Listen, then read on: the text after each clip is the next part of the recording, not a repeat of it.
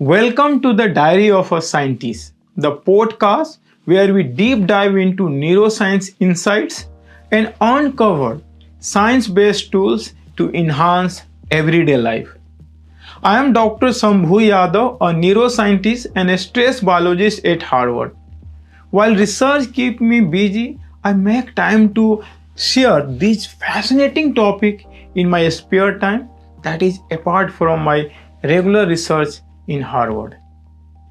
In this podcast, I discuss the wonder of human brain, exploring how it shapes that everything we do and how we can optimize it for a healthier, more fulfilled life. Join me as we uncover the science behind how we think, function, and live better. I am excited to have you in this journey. Feel free to share your questions, comments, and suggestions below. In today's episode, we are diving into the topic is very interesting and is most requiring in the present world, that is attention. It is a spirit of meditation and it's a shape how we experience life. Have you ever thought about how much of your day is spent focusing on something? Or perhaps struggling to focus?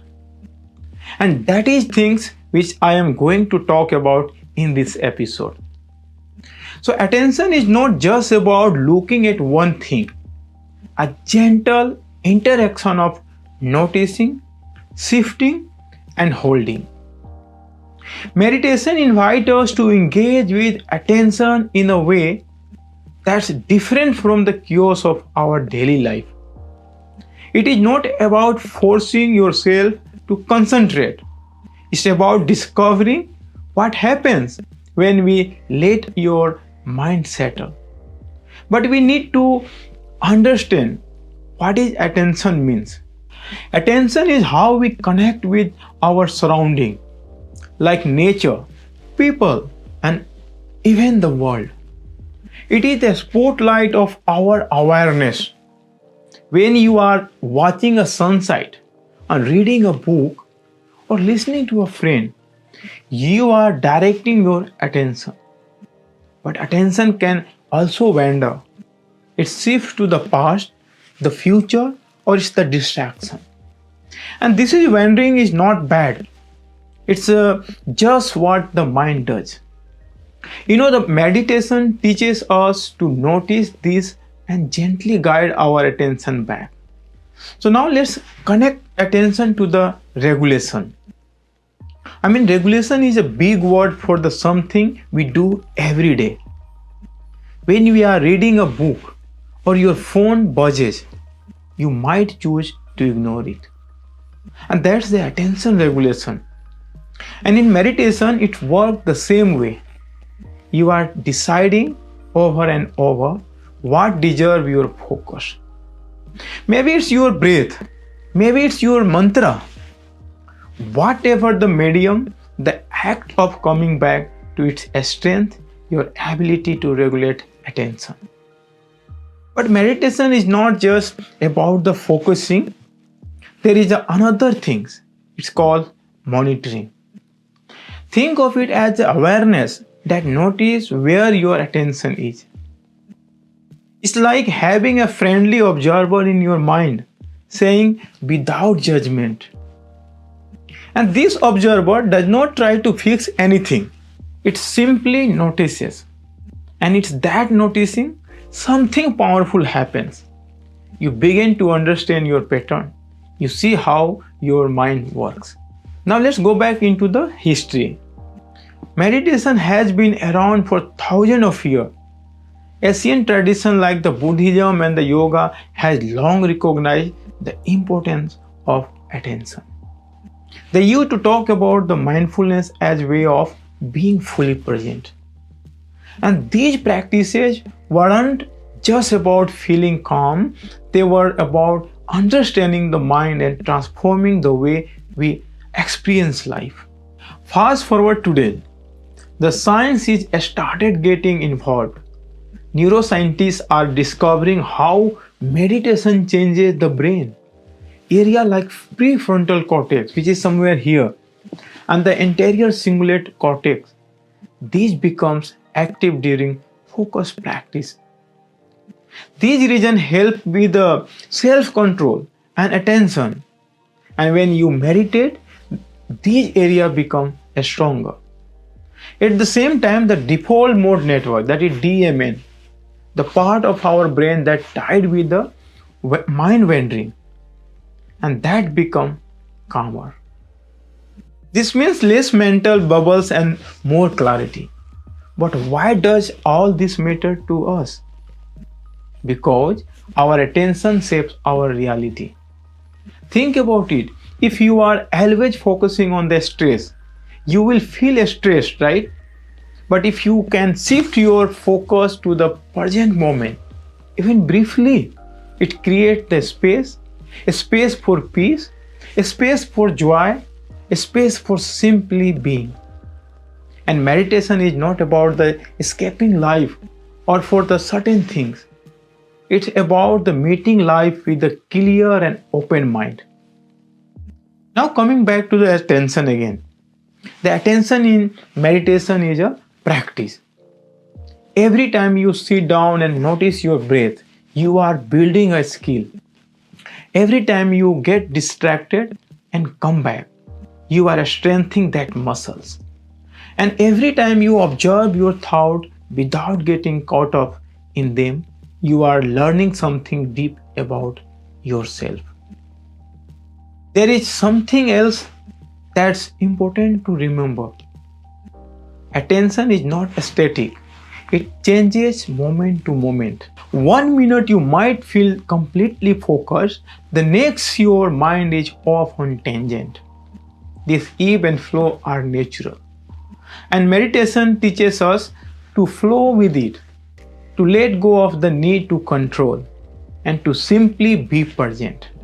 Imagine sitting by a river, the water flows by, carrying leaves and twigs. Some of these catch your eye, and your attention drifts to them. And meditation is like watching this river. You noticing the flow, but you don't have to jump in. You don't have to grab the leaves. You just watch.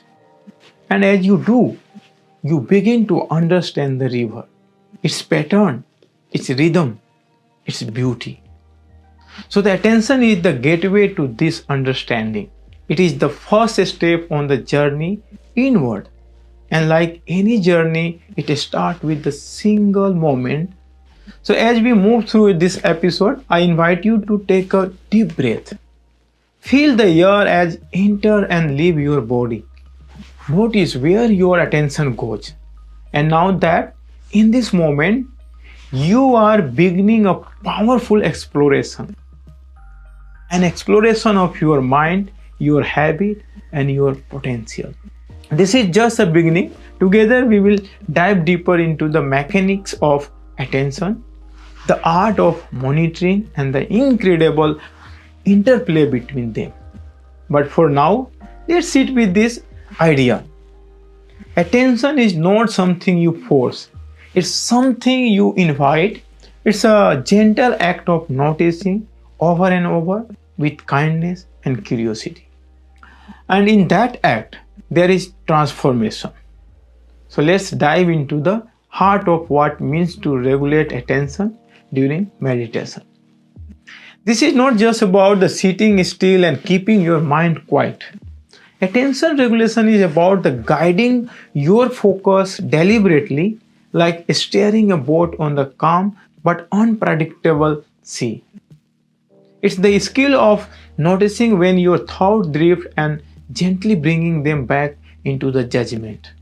It's a foundational to meditate and more broadly to the way you experience life. At the core of attention regulation is the ability to anchor yourself. In meditation, this anchor is often your breath. The breath is always there. It's a rhythmic, consistent, and easy to find. And when you focus on your breath, you give your mind a specific task. You might noticing the coolness of air entering your nostril or the gentle rise and whole of your chest. Each inhale and exhale become a tether, keeping you grounded in the present moment. Of course, the mind is not always cooperative. Within second, thought pop up. This is where the attention regulation play the huge role. The goal is not suppress those thoughts. Instead, you acknowledge them and then guide your focus back to the breath. It is a gentle redirection, not a harsh warning. And at first, this process can feel frustrating. The mind loves to wander. It's what it's designed to do. But every time you notice a direction and the return to your anchor, you are building a mental muscle. Think of it like the strengthening training for your brain. Each redirection is like a representative strengthening your ability to focus and resist distraction over time. And this practice of redirecting attention might seem simple, but it's reflective. When you consistently train your focus, you are meditating better and also reshaping your brain. A study has shown that the regular meditation can increase the density of the prefrontal cortex, the part of your brain responsible for focus and decision making. It also reduces the activity in the default mode network, DMN, the system that associated with mind wandering and self-referential thoughts. Essentially, you are rewiring your brain to stay present and engaged. So it is important to approach this practice with curiosity and kindness. In the beginning, it's easy to judge yourself to getting distracted. You might think, I am terrible at this, or why can't I just focus? But these judgmental are also distraction.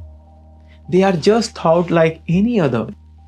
The key is to notice them, let them pass and return to your breath. And with time, this act of returning becomes second nature for you. So the attention regulation is not limited to the breath. You can choose other anchor depending on your meditation practice.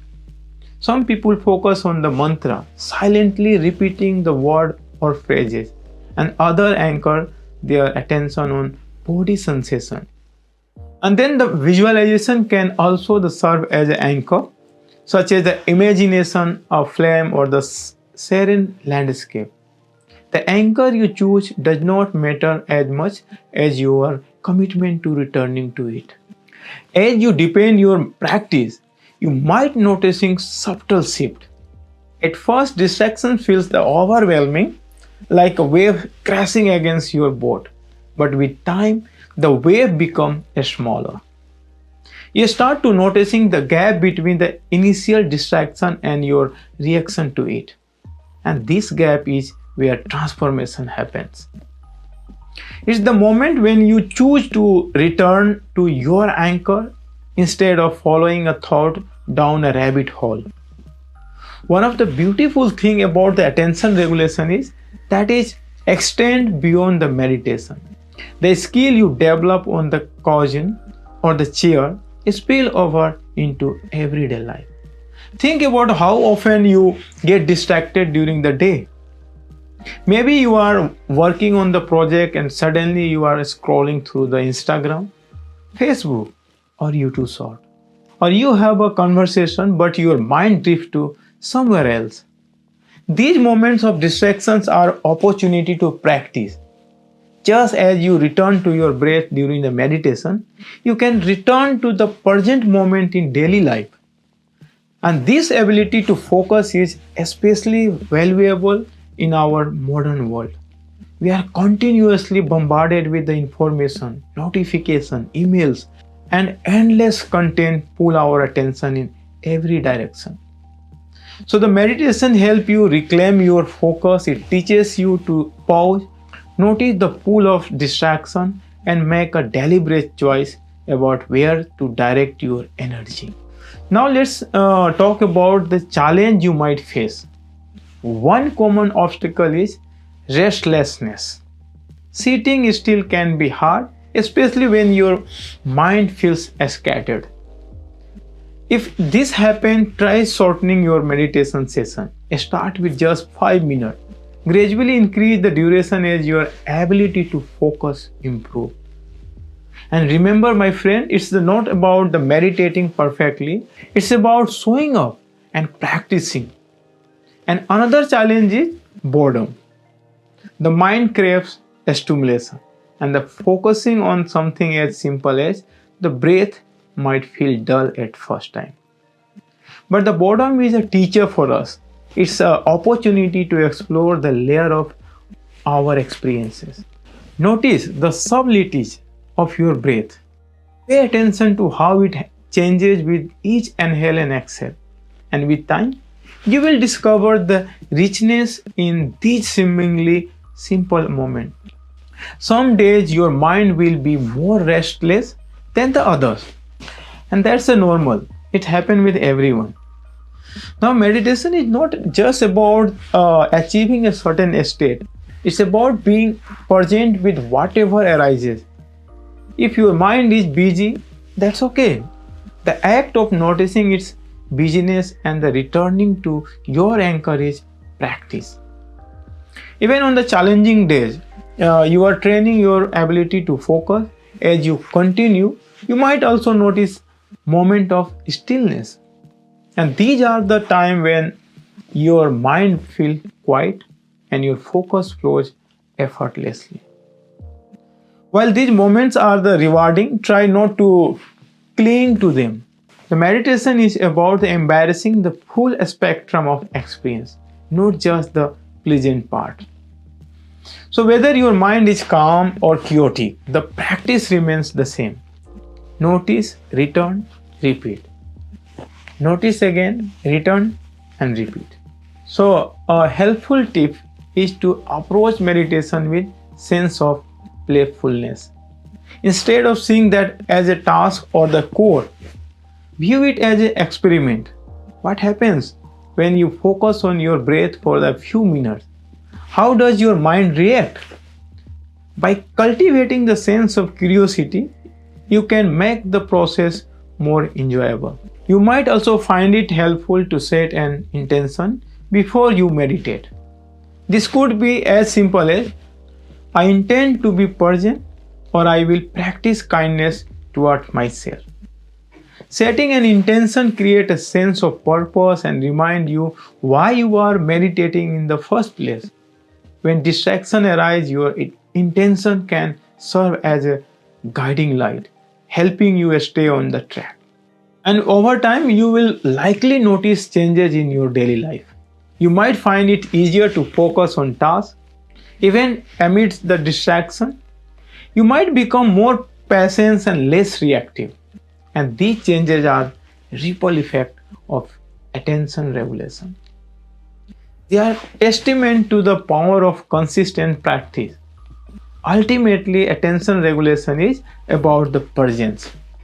It's about choosing to be here in this moment rather than lost in thought of the past or the future. It's the skill that requires practice, but the rewards are immeasurable. As you continue to train your focus, you will discover a deeper connection to yourself and the world around you. So take a deep breath, feel the air as it enters your lungs and leave your body. This is your anchor. This is your practice. And in this moment, there is nothing else you need to do but be there. Now let's deep dive into the concept of monitoring in meditation.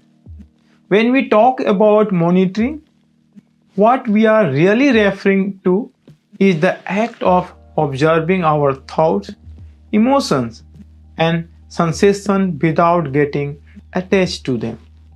It's about becoming aware of what is going on inside of our mind, but not necessarily reacting to it. It is a skill that's just as important as attention regulation in the process of meditation. And together they form the foundation of mindfulness. So let's break it down. When we are meditating, we start by focusing our attention on something. And this could be our breath, a sound, a sensation, or even the mantra. But as we settle into the practice, it's almost inevitable that our mind will start wandering. Thoughts pop up, memories arise, feelings comes and go, and that's where the monitoring comes in. It's the ability to notice when your attention has drifted away from your point of focus. And it's not about the judging yourself or getting frustrated. It's simply about noticing and then gently bring your attention back. And this is where the practice of meta-awareness comes into the play. Meta-awareness means being aware of your awareness. It's like the stepping back and seeing the bigger picture.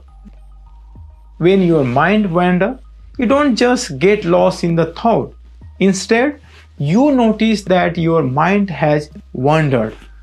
You see it, you are aware of it, and you can then make a conscious choice to return to your breath or whatever you are focusing on. So now let's talk about one of the most fascinating aspects of mind that comes into play here. The default mode network, that is also called DMN in short. This is a network of brain regions that becomes active when we are not focusing on the specific task. In other words, when we let our mind wander, it's the part of the brain that gets involved when we daydream, reminisce, and about the past, or imagine the future. It's a default state for the brain, which is why it's called the default mode. But when we meditate, we actually train ourselves to disengage from the default mode network. So meditation is a way to interrupt that mind wandering cycle and bring our awareness back to the present moment. And by practicing monitoring, we can catch ourselves when the DMN is taking over and gently redirect our focus. It's not about the forcing the mind to be quiet, but rather about observing the mind and its pattern without getting lost in them. So how does this all look in the practice? Let's say you are meditating and you have chosen to focus on your breath. You start by taking few deep calming breaths and settling into the present moment. And for a while everything feels great, but then out of nowhere the thought about your to-do list pop into your mind. You catch it, and instead of the spiraling into stress or getting lost in the thought, you simply acknowledge it. There is that thought about my to-do list. You say to yourself, and you gently bring your focus back into the breath. This is monitoring in action. You are not fighting the thought. You are not judging yourself for thinking about it. You are just observing it as part of the process of being human. And by doing this, you are strengthening your ability to recognize distraction as they arise without letting them take over. Over time, these kinds of awareness become more natural, and you can begin to notice when your mind starts to wander even before it's fully pulled away from your point of focus. It's important to understand that monitoring is not just about noticing distraction. It's also about being aware of nature of your thoughts and emotions. It's about the tuning into the subtle feelings, sensation, and judgment that arise during the meditation. And sometimes you might notice that you are feeling restlessness or impatience. And the other time you might feel a wave of emotion, maybe sadness, maybe joy, or maybe frustration.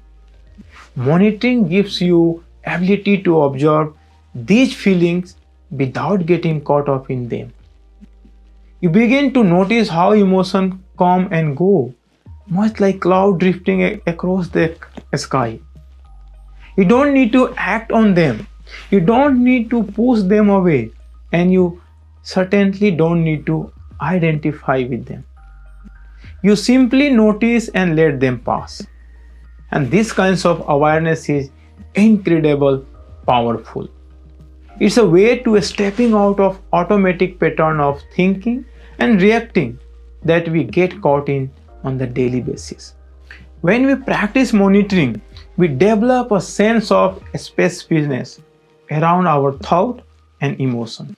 We create a little gap between the stimulus and response. Instead of immediately reacting to the thought or feeling, we can choose how to respond. And that's the beauty of mindfulness. One of the most helpful practice for the cultivating these kinds of the monitoring is in noting you mentally label whatever comes up in your mind during meditation. For example, if you notice a thought, you might silently say to yourself, thinking. If you notice an emotion, you might say, feeling. Or if you become aware of sensation in your body, you might say, sensation. These simple acts of labeling allow you to recognize whatever happening without getting caught up in it. It also helps you stay connected to the present moment because you are continuously checking with yourself.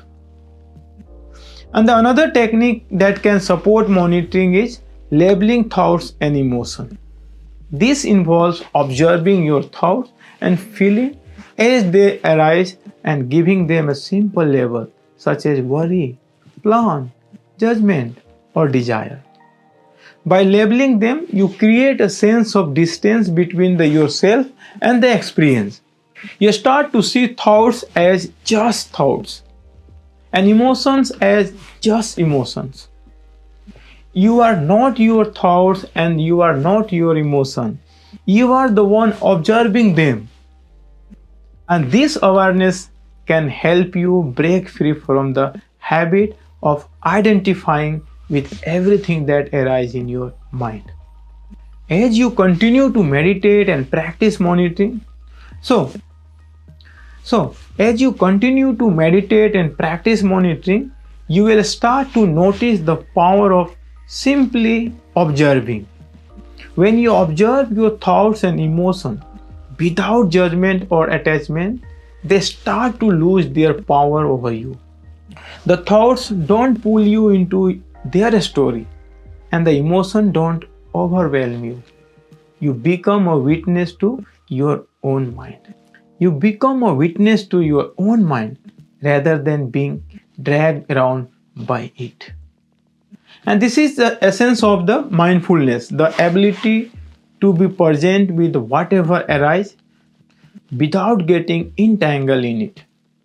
But the monitoring is not always easy. Sometimes our thoughts and emotions can feel so intense that it's hard to simply observe them. And this is where the patience and the compassion comes in. When you are meditating and you notice a strong emotion or thought arising, instead of trying to force it away, try to meet it with curiosity and kindness. Ask yourself, what is the feeling trying to tell me? What is the thought trying to teach me? And this does not mean getting lost in the thought or feeling, but it means approaching it with an open heart and mind. It's also important to remember that the monitoring does not mean you have to be continuously vigilant. It's not about staying on high alert all the time, like a guard watching for the intruder.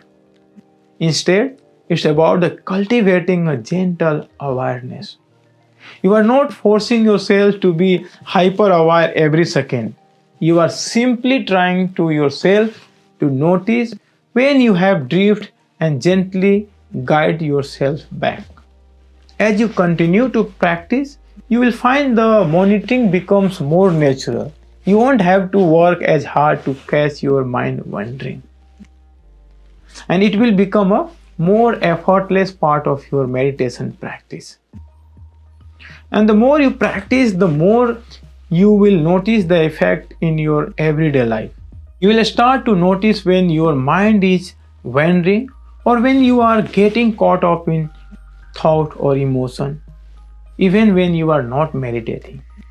And this increased awareness can help you to respond to life with more clarity and intention, rather than just reacting automatically. So the monitoring is a key component of the meditation that allows us to become aware of our thoughts, emotions, and sensations without getting lost in them. It's about observing the mind with a curiosity and without judgment. It's a skill that, when practiced regularly, lead to greater mindfulness, more emotional resilience, and deeper connection to the present moment. And by cultivating the monitoring, we learn to see our thought and feeling for what they truly are: temporarily mental events that don't define us. Instead of being the drag around by our mind, we can become the calm observer, watching everything unfold with clarity and peace. Okay, now we'll talk about how attention regulation and monitoring work together. These two processes are often discussed separately, but in meditation, they need to work in harmony to create a balanced experience. These are like two partners in the dance. One leads, the other follows, and together they create a smooth, flowing rhythm. So let's explore how they interact and why that's so important for our practice. Imagine you are sitting down to meditate. Imagine you are sitting down to meditate. You close your eyes, start breathing deeply, and you try to focus. At first, everything is great. Your mind feels calm. You are settled into the rhythm of your breath. But soon enough, your mind starts to wander. A thought pops in, maybe about what to have for dinner, or something you forgot to do earlier. And that's where the attention slipping away from the breath. So here is where regulation comes into the play a role. Attention regulation is your ability to gently bring that wander mind back to the attention regulation is your ability to gently bring that wandering mind back to the present moment. It's the part of you that says, okay, I have noticed my attention has shifted. Let me bring it back to the breath, to the sensation of air moving in or out, to sensation of air moving in and out of my body. And this might feel a bit like a training a puppy. It's not about scolding yourself for the getting distracted, but rather about calmly guiding your focus back when it sleeps. Attention regulation, in sense, is like the reins helping steer your mind back to where you want to be. But the regulation is only one part of the picture. The other part is monitoring. Monitoring is the ability to notice what is going on in your head, to observe the distraction, and to become aware of a state of your attention. It's a meta-awareness, being aware of your awareness. So the monitoring does not necessarily trying to stop the thought or distraction from coming up. It's more about the noticing them without judgment. It's about the stepping back and observing, oh, there goes my mind again off on tangent. Monitoring is like being an observer in your own experience, like watching clouds pass by in the sky without getting caught up in any one of them. It's the stepping back and seeing what is happening in the moment, but not necessarily getting involved in this. And if regulation is about steering your focus, monitoring is about watching how the focus moves, when it moves, and where it goes. And together they form a kind of dynamic duo in meditation, each supporting the other. Think about the relationship between the regulation and monitoring in terms of driving a car. You are driving down a road. Regulation is like keeping your hand on the wheel, steering in the car in the right direction. And the monitoring, on the other hand, is like the looking out the window, noticing the landscape and observing how the road is changing. You are still paying attention to the road, but you are also keeping an eye on everything around you to make sure you are going where you want to go. Without regulation, you might veer off course or end up lost in the thought, not even aware that you have drifted. In meditation, the interplay between these two processes is critical. If you focus too much on the regulation, you might become rigid and forceful, continuously trying to control your thoughts. You might get frustrated when your mind inevitably wanders, which creates a resistance, and resistance in the meditation only makes things harder, more vulnerable. On the other hand, if you focus too much on the monitoring, you might find yourself just observing thought without ever guiding your attention back to the breath or your chosen focus. You might feel like a passive observer but not actually engaged in the practice. The sweet spot lies in the balancing both. You want to be aware of what is happening in your mind, but you also want to direct your attention to where you want to be. It's about the noticing directions without getting caught in them and gently bring your attention back when it wanders. And this balance allows for a smoother, more effortless meditation experience. At this point, you might be wondering how you can improve this balance in your own practice. Well, one of the best ways to strengthen both regulation and monitoring is through mindfulness meditation. In mindfulness, you continuously bring your attention back to the present moment, whether it's for your breath, the sensation in your body, or sounds around you. As you do this, you are practicing regulation. Bring your mind back when it wanders. But you are also practicing monitoring because you are becoming more aware of how often your mind drifts, what kinds of thoughts pop up, and how your body feels in the moment. Another helpful technique is the noting practice, which I mentioned before, often used in Vipassana meditation. In this method, when thought or sensation arise, you simply note it, thinking, hearing, feeling, or whatever the experience is. This creates a layer of monitoring where you are not getting lost in the thought itself but simply acknowledging its presence. You are not reacting to the thought or trying to suppress it. You are just noticing it, creating a space between you and your thoughts. And this practice strengthens your ability to monitor without becoming attached to whatever arises. So as you continue to meditate, the more you practice the monitoring,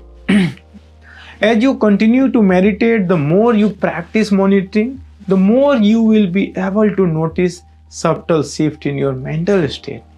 You will begin to notice when you are getting too caught up in thought or your focus is starting to drift.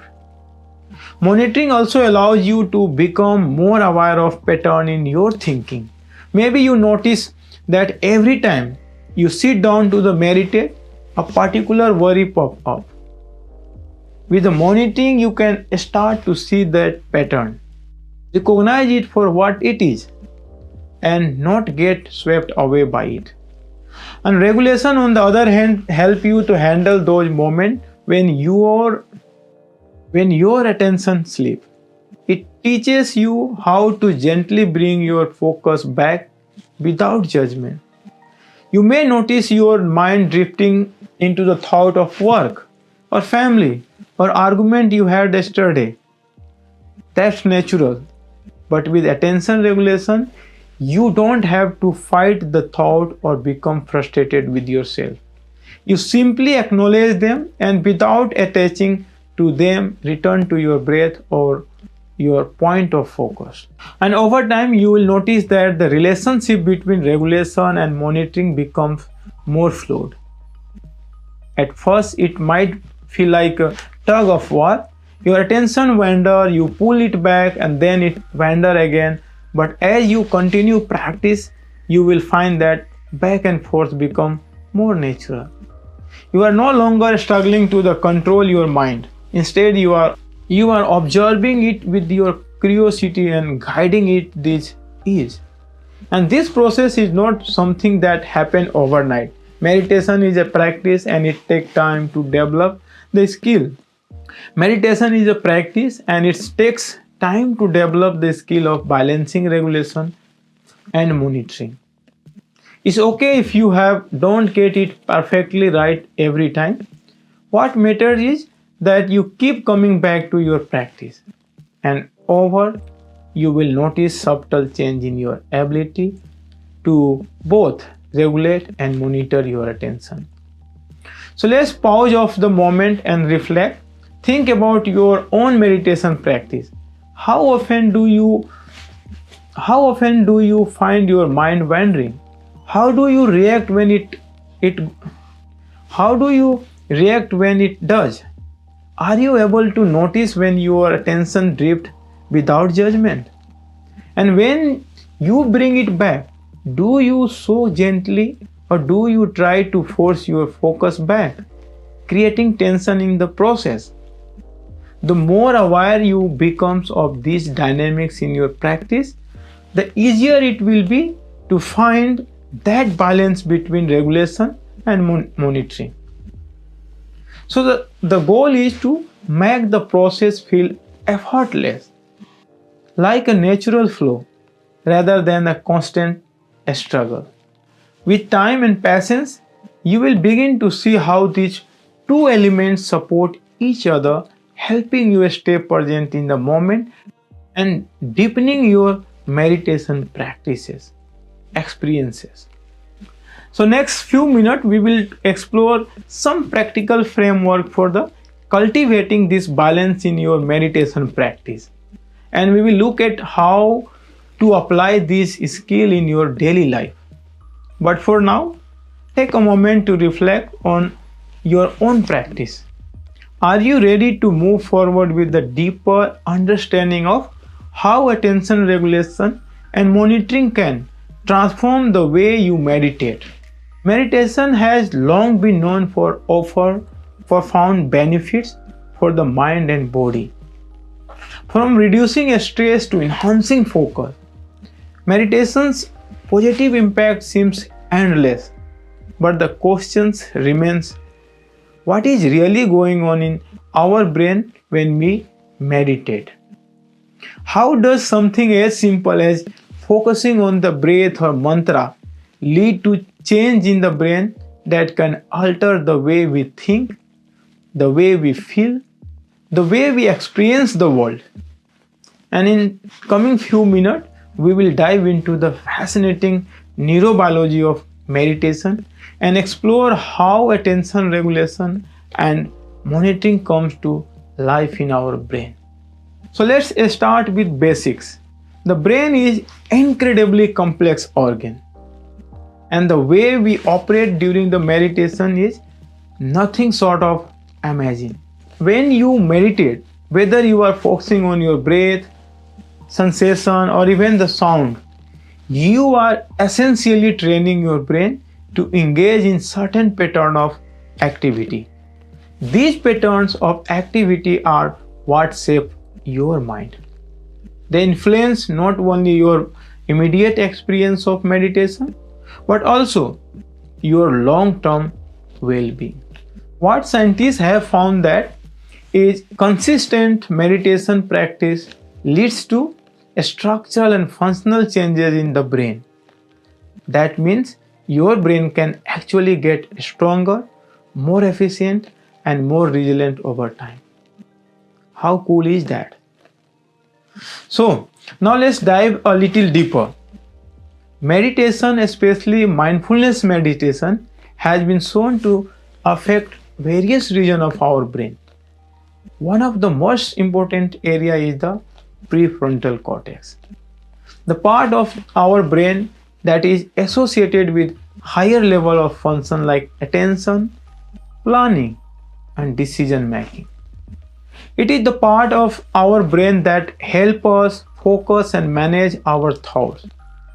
When we meditate, we are essentially giving our prefrontal cortex a workout. We are training it to be more effective at directing our attention and reducing distraction. And with time, with a regular practice, the prefrontal cortex becomes more efficient at maintaining focus even in the face of stress or distraction. Another key player in the neurobiology of meditation is anterior cingulate cortex, also called ACC in short. This area is involved in emotional regulation and error detection. So when we meditate, especially when practice mindfulness, we are continuously noticing when our attention drifts and gently bringing it back. And this act of noticing is where the ACC comes in. It helps us become aware of our mental state and gently nudges us back on the track when our mind wanders. It's like having an internal coach who reminds you to stay present, to stay with your experience without any judgment. So how do these brain areas work together to regulate attention and monitor our mental state during meditation? Well, here is where things get more interesting now. Meditation does not just activate one of the brain part, it creates a network of brain regions working in concert. The prefrontal cortex and anterior cingulate cortex are like a co-captain of this team, but other areas are also involved. The insula, for example, is another region that's important in meditation. It helps us become aware of our bodily sensation, which is a huge part of mindfulness practice. The insular role in the bring our awareness to what's happening in our body so we can stay connected to the present moment. And when we meditate, we also experience changes in default mode network, that is DMN. And this network is responsible for mind wandering and self-referential thoughts. Those thoughts about the past or future that tend to pop up when we are not focused. The default mode network is active when we are just letting our mind drift without any specific task or focus. But meditation has been shown to quiet the DMN, default mode network. As we meditate, we train ourselves to stop the constant flow of self-referential thinking and mind wandering. Instead of, we become more present and engaged with here and now. In a way, meditation helps us break free from the tyranny of the wandering mind, allowing us to be more present in our lives. One of the most exciting discoveries in the neuroscience of meditation is how it leads to changes in the brain structure. This means that with the enough practice, meditation can physically alter the brain in positive way. The study has shown that regular meditators have increased gray matter density in the area of related to attention, emotional regulation, and memory. The prefrontal cortex and the hippocampus, these two areas involved in memory and decision making, show marked increase in gray matter in the long-term meditators. And this is significant because it suggests that the meditation is not just a temporary fix. It can actually reshape the brain in the way that enhance cognitive function and emotional resilience over time. And there is also evidence that the meditation can enhance the efficiency of the brain network. For example, one study found that the people who meditate regularly had a stronger connection between the prefrontal cortex and default mode network. And this is interesting because it suggests that the meditation helps people gain better control over their internal mental processes rather than getting lost in the thought or emotion. Meditators are able to maintain awareness and regulate their reaction more effectively. But it's not just about the structural change. The meditation also has a functional benefit. The functional MRI scan have shown that when meditators engage in the focus, attention, or mindfulness practices, there increased activation in the prefrontal cortex, which is associated with better attention control. And at the same time, there is a decreased activity in the amygdala, the brain emotional center. This decrease in the amygdala activity is one of the reasons why meditation is so effective at the reducing stress and anxiety. So when we meditate, we are essentially training our brain to be less reactive to emotional stimuli, helping us maintain a sense of calm even in challenging situations. So one of the most profound insights from the neuroscience is the concept of neuroplasticity. You must have heard this thing in many places, many podcasts, YouTube channels, articles. The neuroplasticity referred to brain's ability to reorganize itself by forming new connections, neuronal connections. The more you practice meditation, the more you strengthen the neuronal pathway involved in attention regulation, emotional regulation, and self-awareness. It's like the exercise for the brain. Just as the lifting weight makes your body muscles stronger, meditation makes your brain stronger. And with time, this leads to lasting change in how we think and feel. So my friend, let's take a moment to reflect on how these neurobiological changes manifest in real life. Imagine you have been meditating for the several months. You notice that your ability to focus has improved. You can sit down to work without your mind wandering as much. You also find that you are better able to regulate your emotion in a stressful situation. Instead of reacting impulsively when something triggers you, you pause and choose a more measured response. And these changes are not just abstract, they are tangible improvement in your day-to-day life. And they are rooted in the brain's remarkable ability to change itself through the meditation. These findings are not just theoretical, they are grounded in the scientific research. One of the most well-known studies on the meditation and brain function was conducted by Dr. Richard Davidson at the University of Wisconsin. He found that the people who practice mindfulness meditation regularly showed increased activity in the left prefrontal cortex. That is an area associated with the positive emotion and well-being.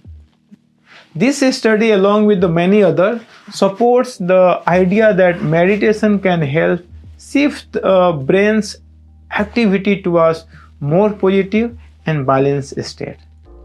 But of course, not all meditation is the same.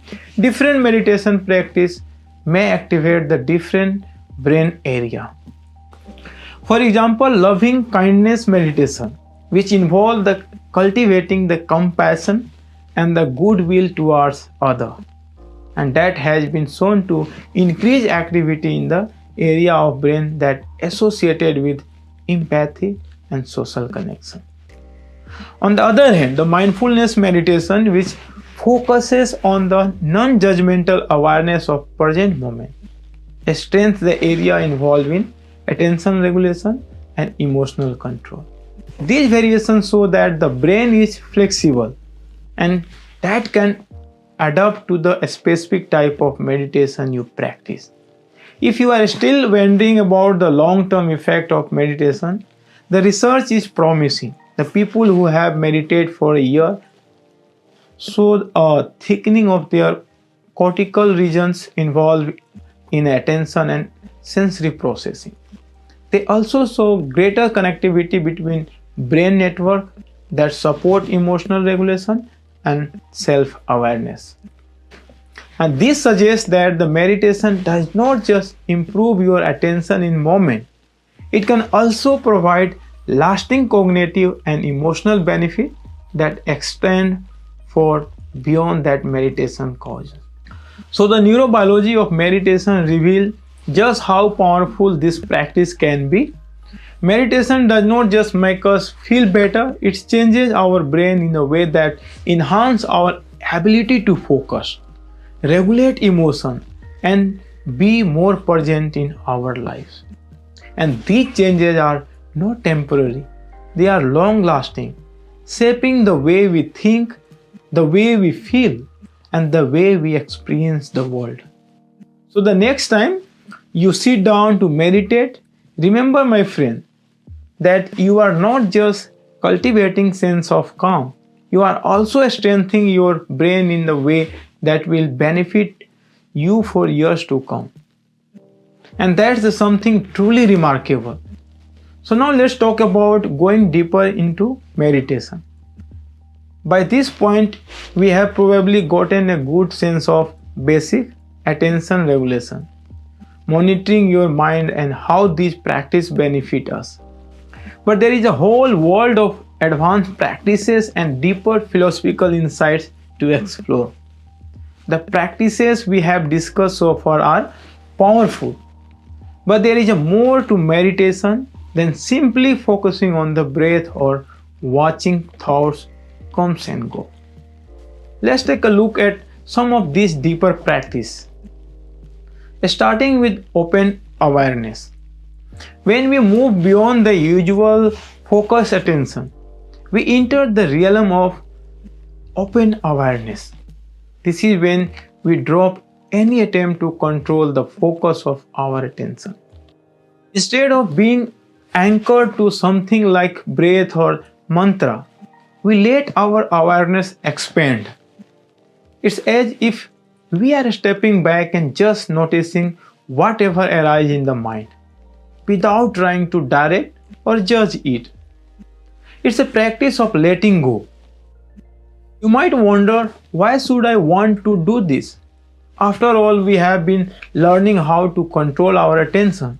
So why would we want to just let it wander freely?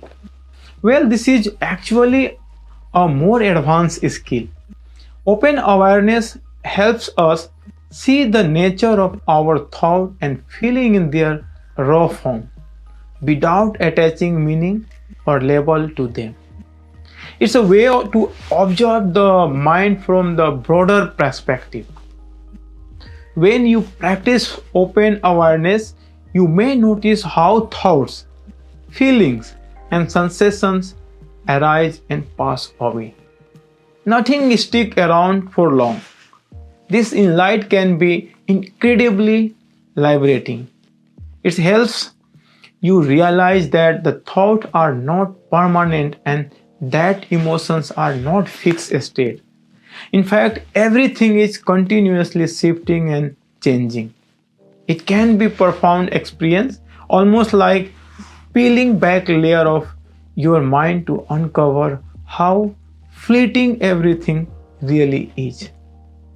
One meditation tradition that deeply explores this open awareness practice is Vipassana. Vipassana is often translated as insight meditation and is one of the most ancient forms of the mindfulness practice.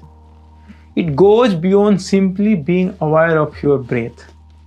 It's about gaining insight into the true nature of your experience.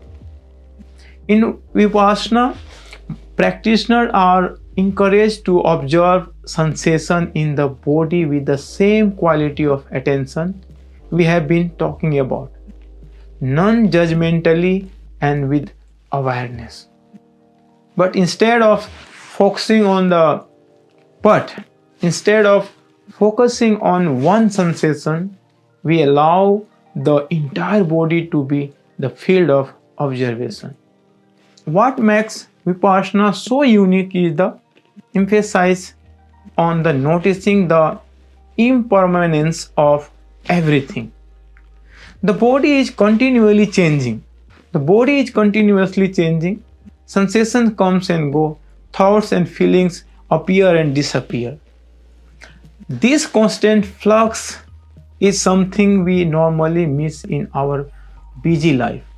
But in Vipassana, we are training ourselves to become sensitive to these changes.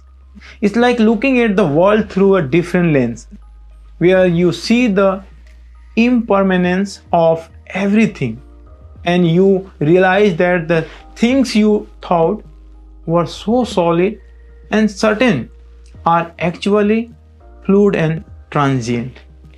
Now let's zoom out a little bit and talk about some of the deeper philosophical idea behind meditation.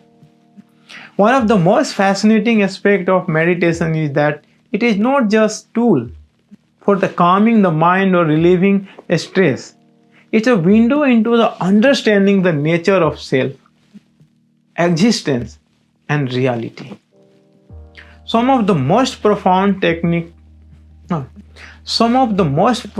teachings in meditation come from understanding the paradox inherent in our experiences.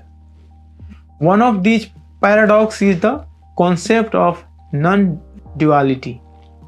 Non-duality is the idea that there is no separation between the observer and the observed, the thinker and the thoughts, or the meditators and the meditation. At the first, this idea might seem strange. We are used to thinking of ourselves as separate from the world around us. We have our thoughts and we perceive things outside of the ourselves. But my friend, in non-dual philosophy, we see these boundaries as illusionary.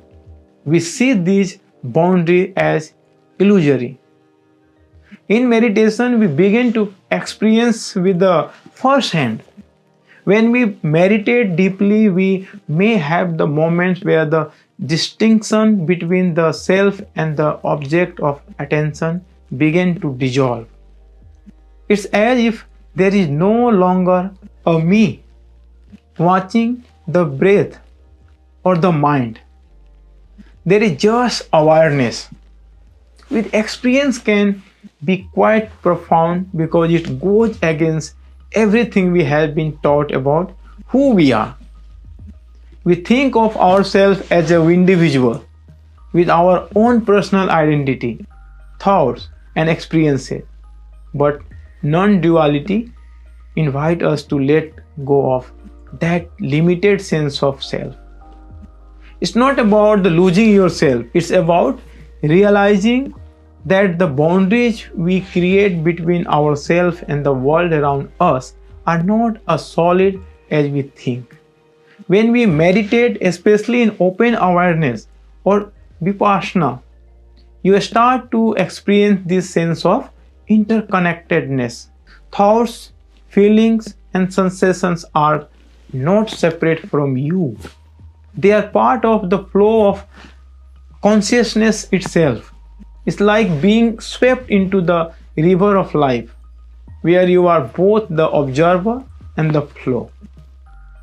You begin to sense that there is no things that really you. It's all part of one ongoing process of awareness. In fact, this brings us to another paradoxical aspect of meditation, the idea of effort in meditation.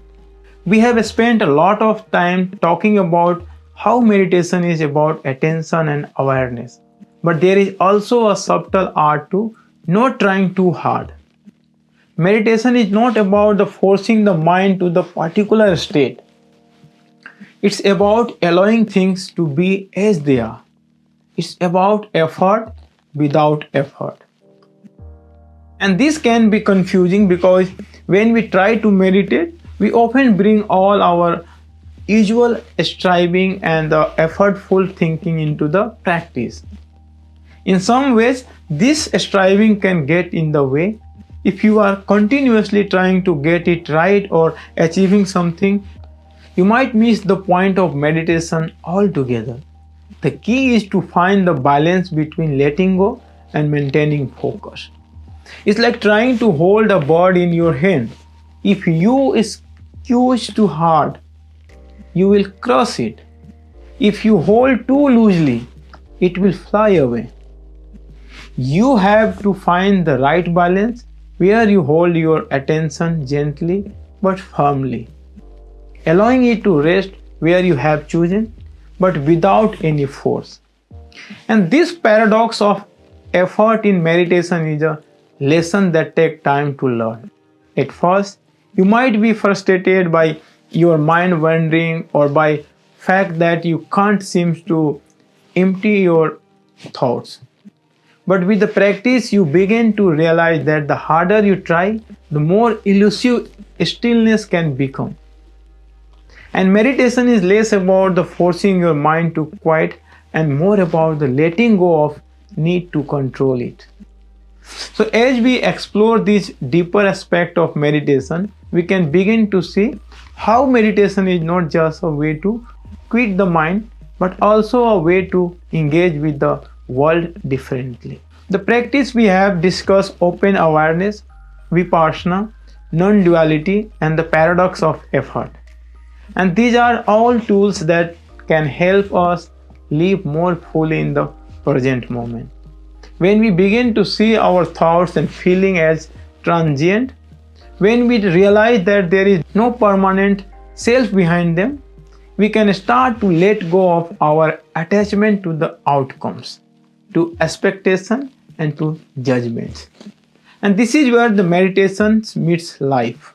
It's not just about the sitting on the cushions and practicing mindfulness. It's about applying these insights to our everyday existence.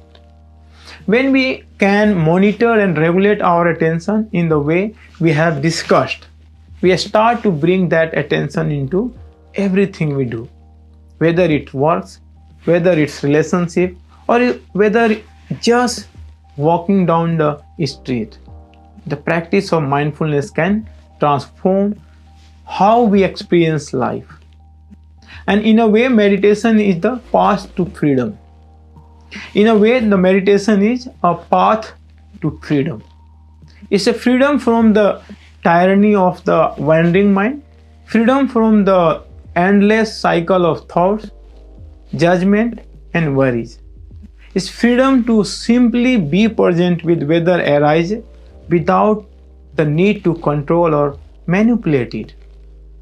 This does not mean that everything becomes perfect. Life still has its ups and downs, its challenges and difficulties. But when we bring the skill of attention regulation and monitoring into these moments, we can navigate them with the more clarity and peace. So my friend, as we wrap up now, I want you to think about how we can bring this deeper insight into your own practice. Can you experiment with open awareness and notice the ever-changing nature of your mind? Can you explore the concept of non-duality and begin to experience the interconnectedness of everything? Can you let go of the need to try so hard and allow meditation to unfold naturally? These are the questions to reflect on as you continue your journey with meditation. The deeper practice and philosophical insight we have discussed today are not just for the advanced meditators, they are for anyone who want to experience the world with awareness, presence, and understanding. So meditation is the lifelong path, and the more we engage with it, the more we realize how much there is to discover. Now let's reflect on everything we covered so far. We have learned about science behind attention and mindfulness, and how this concept can change our brain and our life for the better. Now let's conclude. All we talk about how everything we learn and integrate it into our daily life. So meditation is not something that just happen in the cushion or chair or during a specific practice. It's a way of being. And the goal is not just to be good at the meditation or to have the perfect experience. The real goal is to carry the benefit of meditation into every aspect of our life. And that's what we are going to focus on here. How to make it real, how to make it stick, and how to make it work for you in the long run. First, let's talk about how to personalize your practice. This is the key. No one size fits all. The solution exists, and your practice should reflect that. Think of it like the customizing your workout routine. Some people thrive with the short bursts of high intensity focus, while the other do better with slow, steady attention. The same goes for the meditation. If you are someone who struggles with maintaining focus for long period, you don't have to meditate for hour every time you sit down. Start just for 5 minutes or 10 minutes. In fact, the shorter session might actually help you maintaining attention and regulate your mind better than forcing yourself into longer session right from the start. The key here is consistency. Just like with anything you want to improve, it's about the showing up even for the short moment. Regular practice, even in the small dose, can lead to big change over time. Think of your practice like a watering a plant. If you are consistent, even if the amount of water is small, the plant will eventually grow. Your attention too, that will also grow, and you will find the easier to stay focused, not just in the meditation but in everything you do. Now let's move into the integration piece. Meditation is often viewed as something that is separate from the rest of our life. We meditate for 20 minutes, then go back to our real lives. But that's not how it works. Meditation is a tool for living for fully. It helps you notice things you might not otherwise see. It helps you pay attention even the things you would normally miss. It's like the putting on the new pair of glasses that help you see things clearly. And with practice, you start to noticing your thoughts, your reactions, your emotions, and how your mind is continuously shifting from one thing to another.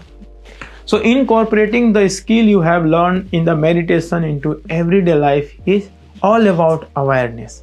When you are talking to a friend, can you feel yourself getting distracted? When you are at work, do you notice when your mind starts to wander? In those moments, you have a choice. You can either let your attention drift or you can choose to bring it back to the present. The practice of monitoring, catching yourself when you are lost in thought and bringing your attention back is one of the most powerful tools you can use in everyday life. It doesn't mean you will never get distracted again. It just means that when you do get distracted, you can notice it, and that's where the power is. You can say, okay, I got lost in thought, but now I am back. The more you practice this in the meditation, the more natural it will be feel to do it in everyday life. And it's become second nature for you. And with time, you will begin to notice how often your mind drifts, how quickly it happens, and how much of your life is spent in distraction. And when you realize that, you have the power to change it. One of the things I love about mindfulness is that it does not require a perfect practice. There is no right or wrong way to do it. It's all about what works for you. And sometimes what works for you will change from the day to day. Some day you will feel deeply focused, and the other day your mind will feel like it's racing a mile a minute. And that's okay, it's all part of the process. The key is to gentle with yourself. And meditation is about the cultivating awareness, not perfection. Let's shift gear for the moment and talk about little bit how to deepen your practice. Once you have gotten a handle on the basics on how to regulate and monitor your attention, you might start to feel ready to explore more advanced techniques. This might include practice like open awareness. This might include practice like open awareness meditation or insight meditation, which focus on observing your thoughts and sensations without getting attached to them. In open awareness meditation, instead of focusing on the specific object like your breath or the mantra, you allow your attention to rest on whatever is arising in the present moment. You might notice a sound, a sensation in your body, or thought. The goal is not to focus on the thing, but that remain open whatever happens, and without judgment or attachment. This is the power of practice because it helps you expand your awareness and become more tuned to whatever happening in your mind and body in real time. And at the same time, it can be challenging. It requires a great deal of patience and skill because you are continuously monitoring what is happening without getting lost in it. It's like watching a movie. You can observe the character and plot unfolding, but you don't get caught up in it. You remain aware of yourself as the observer, not the actor in the movie. And this practice helps you gain insight into nature of your thought and emotion, allowing you to see them for what they truly are, rather than getting caught up in them. But remember, there is no need to rush into the advanced practices. Mastering the basic is crucial. If you are just starting out, or if you have been meditating for a while but feel like you are stuck, don't worry about trying to achieve some higher state of meditation. Just focus on being present. Just focus on noticing when your mind wanders and gently guiding it back. That's enough. In fact, this brings us to one of the most profound insights that meditation offers: the ability to be present without trying to change anything. When you meditate, you might notice your mind wandering or becoming distracted. But instead of getting frustrated or judging yourself, you can simply notice the distraction and then return your attention to present moment. And this is the key aspect of mindfulness: the ability to observe without reacting. It's not about getting rid of distraction, but about seeing them clearly and then choosing where to place your attention. And this is where the true transformation happens. As you develop more awareness, you start to noticing how much of your day is spent on autopilot. You might catch yourself ruminating over a past conversation, stressing about something in the future, or simply getting lost in chain of thought. With the skills you have developed through the meditation, you can choose to step out of the autopilot mode. You can bring your attention back into here and now, and this is where life begins to feel more vivid and alive. When you are not caught up in the past or future, you experience the world around you more fully. You notice the color, the sound, the smell, the sensation of life in a way you might have missed before. Now I would like to leave you with the final reflection. Meditation is not just about the escaping from the world or trying to fix yourself. It's about the becoming more aware of your mind, more aware of your experiences, and more aware of your choices you make. When you start to see how your attention shapes your life, you begin to realize that you have power to change your relationship with your thoughts, your emotions, and even your action. So as you move forward, think of meditation as ongoing process of growth and exploration. And there is no finish line. There is no perfect state of meditation to attain.